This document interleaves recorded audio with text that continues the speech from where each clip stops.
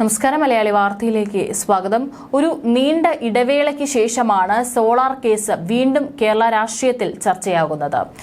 Solar കേസിൽ അന്നത്തെ മുഖ്യമന്ത്രി ഉമ്മൻചാണ്ടിയുടെ രാജി ആവശ്യപ്പെട്ട് 2013 LDF പ്രഖ്യാപിച്ച അനിശ്ചിതകാല സെക്രട്ടേറിയറ്റ് ഉപരോധ സമരം രണ്ടാം ദിവസം അവസാനിപ്പിച്ചത് CPM മുൻകൈ എടുത്തിട്ടാണെന്ന മാധ്യമപ്രവർത്തകൻ ജോൺ മുണ്ടക്കയത്തിന്റെ വെളിപ്പെടുത്തലാണ് വീണ്ടും കേരളം ചർച്ച ചെയ്യുന്നത്. കൈരളി TV MDയും ഇപ്പോൾ രാജ്യസഭാ അംഗവുമായ ജോൺ ബ്രിട്ടാസ് സമരം തീർക്കണമെന്ന ആവശ്യവുമായി രംഗത്തിറങ്ങിയെന്ന വെളിപ്പെടുത്തലാണ് ചർച്ചയ്ക്ക് തിരികൊളുത്തിയത്. ഏതായാലും വിദേശയാത്ര കഴിഞ്ഞ് മടങ്ങിയെത്തിയ മുഖ്യമന്ത്രി ഇതുവരെയായിട്ടും ഇതിനോട് പ്രതികരിച്ചിട്ടില്ല. എന്നാൽ ഇപ്പോൾ മുൻ DGP TP സെൻകുമാർ ഇതിനോട് പ്രതികരിച്ചിരിക്കുകയാണ്. ഇടതുമുന്നണിയുടെ സമര കേന്ദ്രങ്ങളിൽ കേന്ദ്രസേനയെ നിയോഗിച്ചതിനാലാണ് സോളാർ സമരം എത്രയും വേഗം തീർക്കാൻ CPM നിർബന്ധിതരായതെന്ന് മുൻ DGP TP Senkumar. University college, സംസ്കൃത college, arts college, model school തുടങ്ങിയ CPMന്റെ സ്ഥിരം സമര കേന്ദ്രങ്ങളിൽ തന്നെയാണ് സമരക്കാർക്ക് വിശ്രമവും ശുചിമുറിയും ഒരുക്കുക. എന്നാൽ സോളാർ സമരം തുടങ്ങിയതിന് മുൻപായി സമര കേന്ദ്രങ്ങൾ അടയ്ക്കുകയും കേന്ദ്രസേനകളെ നിയോഗിക്കുകയും ചെയ്തു. കേരള പോലീസിന്റെ നെഞ്ചത്ത് കയറാൻ വരുന്ന CPMർ കേന്ദ്രസേനയെ കണ്ടാൽ ഓടും. ആദ്യ ദിവസത്തെ സമരം കഴിഞ്ഞ് പിറ്റേന്ന് രാവിലെ ഉപയോഗിക്കാൻ ശുചിമുറികൾ ഇല്ലാതെ വന്നു. കോളേജുകൾ ഉണ്ടായിരുന്നെങ്കിൽ ഇത് പ്രശ്നമല്ലായിരുന്നു. പൊതുവഴികൾ ശുചിമുറികളിലാക്കിയപ്പോൾ ജനം സംഘടിച്ചെതിർത്തു.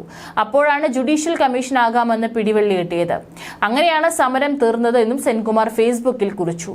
സംസ്ഥാനത്തിന്റെ എല്ലാ ഭാഗത്തു നിന്നും പ്രവർത്തകരെ തലസ്ഥാനത്ത് എത്തിച്ച് വ്യൂറോടെ CPM തുടങ്ങിയ സമരം പിറ്റേന്ന് പിൻവലിച്ചത് ഒത്തുതീർപ്പിന്റെ ഭാഗമാണെന്ന ആക്ഷേപം പാർട്ടിയിലും LDFലും ഉയർന്നിരുന്നു. പാർട്ടിയെ വെട്ടിലാക്കുന്ന പുതിയ വെളിപ്പെടുത്തലിനോട് നേതൃത്വം പ്രതികരിച്ചില്ല.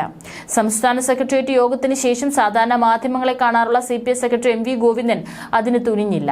സമരം അവസാനിപ്പിക്കണമെന്ന് CPM അങ്ങോട്ടല്ല UDF ഇങ്ങോട്ടാണ് ആവശ്യപ്പെട്ടതെന്ന ആരോപണങ്ങളോട് ബ്രിട്ടാസ് പ്രതികരിച്ചു. ആഭ്യന്തരമന്ത്രിയായിരുന്ന തിരുവഞ്ചൂർ രാധാകൃഷ്ണൻ ആ സമയത്ത് കൈരളി ഓഫീസിലുണ്ടായിരുന്ന ചെറിയാൻ ഫിലിപ്പിന്റെ ഫോണിലേക്ക് വിളിക്കുകയായിരുന്നു. ഒത്തുതീർപ്പിന് തയ്യാറാകണമെന്ന അദ്ദേഹത്തിന്റെ അഭ്യർത്ഥന CPM നേതൃത്വത്തിന് കൈമാറി. തുടർന്ന് പാർട്ടിയുടെ അറിവോടെ ഉമ്മൻചാണ്ടിയെ കണ്ടപ്പോൾ തിരുവഞ്ചൂരും PK കുഞ്ഞാലിക്കുട്ടിയും ചെറിയാൻ ഫിലിപ്പും ഉണ്ടായിരുന്നുവെന്ന് ബ്രിട്ടാസ് പറഞ്ഞു. ചെറിയാൻ ഫിലിപ്പിന്റെ ഫോണിൽ നിന്ന് ബ്രിട്ടാസ് തന്നെ ഇങ്ങോട്ട് വിളിക്കുകയാണ് ചെയ്തതെന്ന് തിരുവഞ്ചൂരും പ്രതികരിച്ചു. പ്രശ്നം പരിഹരിക്കാൻ എല്ലാവരും ചർച്ച നടത്തി.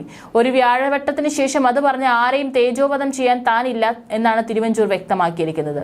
ഇരുവിഭാഗത്തിനും സമരം തീർക്കാൻ ആഗ്രഹമുണ്ടായിരുന്നുവെന്നും ആരാണ് മുൻകൈ എടുത്തത് എന്നതിന് പ്രസക്തിയില്ലെന്നും അന്ന് ഇടതുപക്ഷത്തായിരുന്ന KPCC മാധ്യമ സമിതി ചെയർമാൻ ചെറിയാൻ ഫിലിപ്പും അറിയിച്ചിട്ടുണ്ട്.